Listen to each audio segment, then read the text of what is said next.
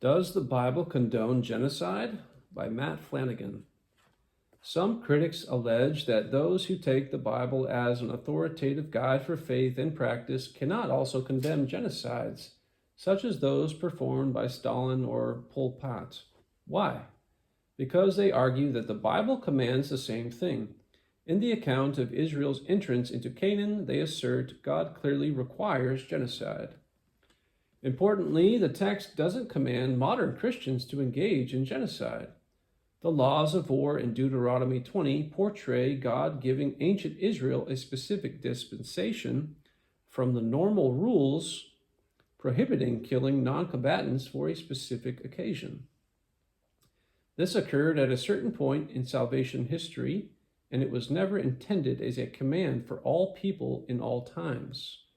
Hence, in the absence of any reason to believe God issued similar exemptions to people like Stalin or Pol Pot, one isn't required to support their actions. Also of note is that the text doesn't say God commanded genocide. In Joshua chapters 10 and 11, at God's prompting, the Israelites, under the leadership of Joshua, completely destroyed everyone, leaving no survivors in multiple northern and southern cities when taking the land from the Canaanites. The same narrative proceeds on the assumption that the Canaanites were not literally wiped out. Repeatedly, the text affirms that the land of Israel was still occupied by the Canaanites throughout Old Testament history. They remained heavily armed and deeply entrenched in the same regions and even in the very same cities in which Joshua was said to have completely destroyed everyone in it. Such tensions are not subtle. They are stark and obvious. It is unlikely, therefore, that the author of Joshua intended his hyperbolic language, common in his day, to be taken literally. In a comprehensive comparative study of ancient Near Eastern historiography, Old Testament scholar K. Lawson Younger concludes that the Old Testament uses the same literary conventions as other ancient Near Eastern conquest accounts. He also establishes that within this genre, the rhetoric of total conquest, complete annihilation, destruction of the enemy, killing everyone, leaving no survivors, and so on, are frequently used as extravagant exaggerations.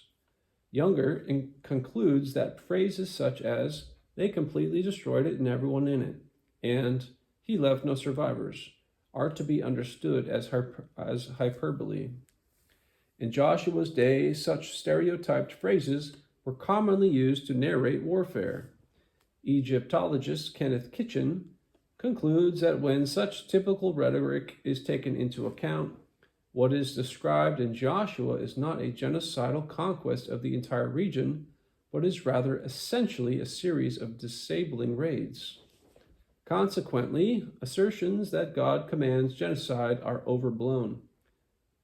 What the text affirms is that on a particular occasion, God exempted Israel from a moral principle, commanding them to kill non-combatants in some small-scale raids. The question then is not how a loving and just God could command genocide. Instead, the question is whether such a God could, on rare occasions, grant exemptions from this principle of combatant immunity.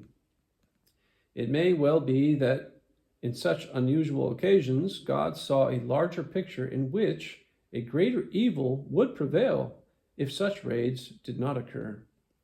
Perhaps the non-combatants would propagate the hideous evils of their culture if left alive. We can trust that an omniscient, just, and good God would have some such reasons in these rare, isolated cases.